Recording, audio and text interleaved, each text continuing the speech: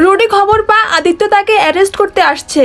এটা শুনে রুডি বন্দি থাকা দীপাকে নিয়ে পালিয়ে যেতে লাগলে তখনই আদিত্য পিছন থেকে এসে ধরে ফেলে। টান টান উত্তেজনার এমন দৃশ্য আমরা দেখতে পাবো অনুরাগের ছোঁয়া ধারাবাহিকের আগামী পর্বে। সো ভিডিওটি লাইক করে চ্যানেলটি সাবস্ক্রাইব করে আজকের ফুল এপিসোডটি দেখতে থাকুন।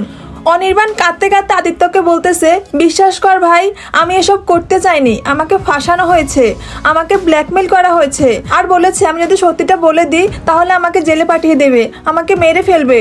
ঠিক ওই সময় বাড়িতে রিতম প্রবেশ করে। দরজা খোলা ছিল তাই চলে এলাম, কিন্তু মনে হচ্ছে আমি ভুল সময়ে এসেছি। তখন আদিত্য বলে, একদমই না, আপনি একদম ঠিক সময়ে এসেছেন, আপনাকেই খুঁজছিলাম। আগের দিন আমি আপনার বাড়ি গিয়েছিলাম আপনাকে মারতে, আর আজ আপনি নিজে মার খেতে এখানে চলে এসেছেন। এবার সুদীপা রিতমের দিকে তাকিয়ে বলে, স্যার আমি আপনাকে শ্রদ্ধার চোখে দেখতাম, আর আপনি আমার নামে কুচ্ছা রটালেন, ছি স্যার ছি। তখন রিতম আমতা আমতা করে বলে, বিশ্বাস করো সুদীপা, আমি এসব ছবি টবির ব্যাপারে কিচ্ছু জানি না, আমি শুধু তোমাকে ভালোবাসি।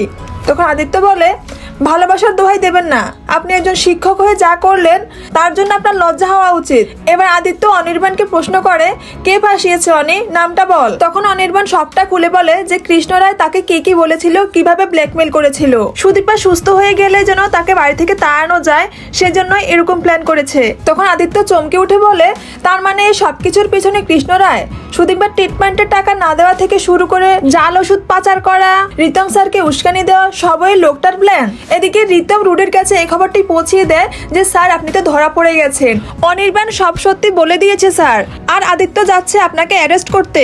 তখনই রুডি কোনো দিশ কিনারা না পেয়ে এত বছর বন্দী থাকা দীপাকে নিয়ে পালিয়ে যেতে লাগছিল। আর ঠিক ওই সময় ওখানে আদিত্য আর সুদীপা চলে এসে রুডিকে ধরে ফেলে। সব বন্ধুরা, রুডিকে তো অ্যারেস্ট করেই ফেললো।